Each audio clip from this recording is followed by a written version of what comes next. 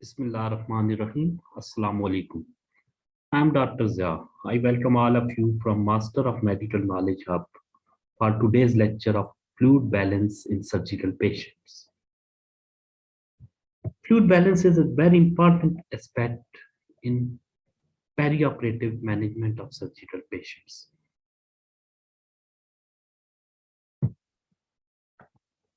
Now, we have to proceed to the management.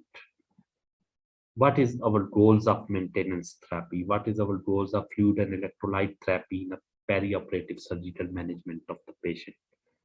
So our goals of maintenance is to prevent the dehydration, to prevent the electrolyte disorders, to prevent the ketoacidosis, and finally to prevent the protein degradation.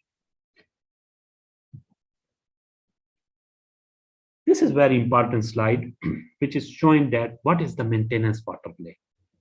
Very simple formulas which we can practice even in a pediatric patient or adult patient, that for the first 10 kg of the body weight, the rate of fluid administration is 4 ml per kg per hour.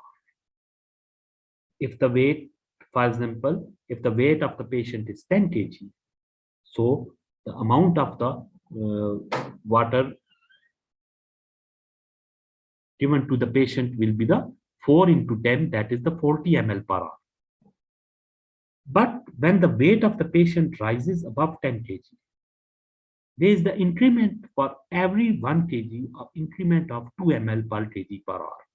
For example, if the patient weight is 12 kg, so for first 10 kg, it is the 40 ml per hour, and for the next 2 kg, 2 multiplied by 2, that is 4.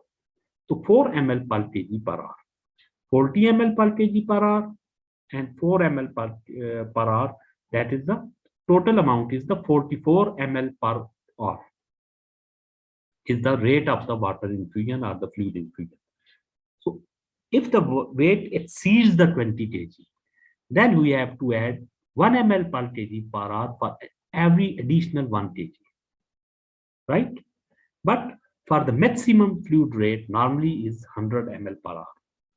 We have to not to exceed from this amount.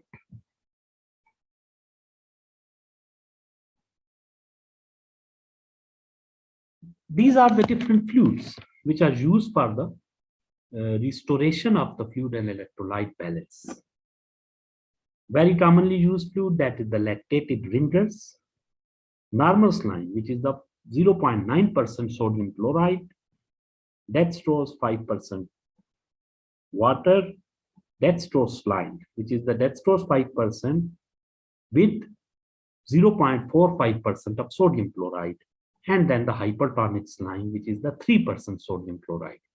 You can well appreciate here that in the lactated rinder, you can notice that the composition of the electrolyte is very near to, very close to the normal extracellular fluid composition of the various electrolytes. For example, sodium is 142 milliequivalent per liter in the extracellular fluid, and in lactated rinder it is the 130 milliequivalent per liter.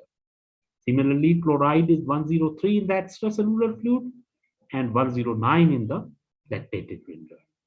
So that's why lactated rinder is the fluid of choice for resuscitation and replacement therapy, because its concentration is very much similar to the extracellular fluid. And if you notice the osmolarity of this fluid, it is also very close to the osmolarity of the extracellular fluid. Second most important fluid is the normal saline, 0.9% sodium chloride. You can notice here that composition is almost near to the extracellular fluid ion composition, and osmolarity is also very much closer to the normal osmolarity of the extracellular fluid. The only deficiency as compared to the lactated rinder is the presence of the potassium and bicarbonate ion. These are not present in the normal saline solution.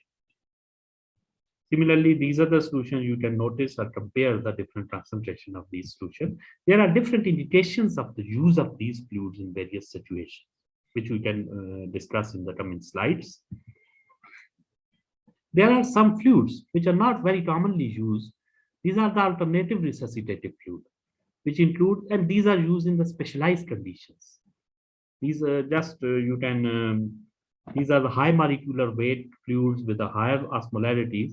You can just notice the names of these resuscitative fluid. These include the hypertonous line 7.5%, albumin 5%, albumin 25%, dextran 40, dextran 70, hetastarch, headstand, and the gelofuscin. Thank you very much for today. Next time we'll meet in the next topic.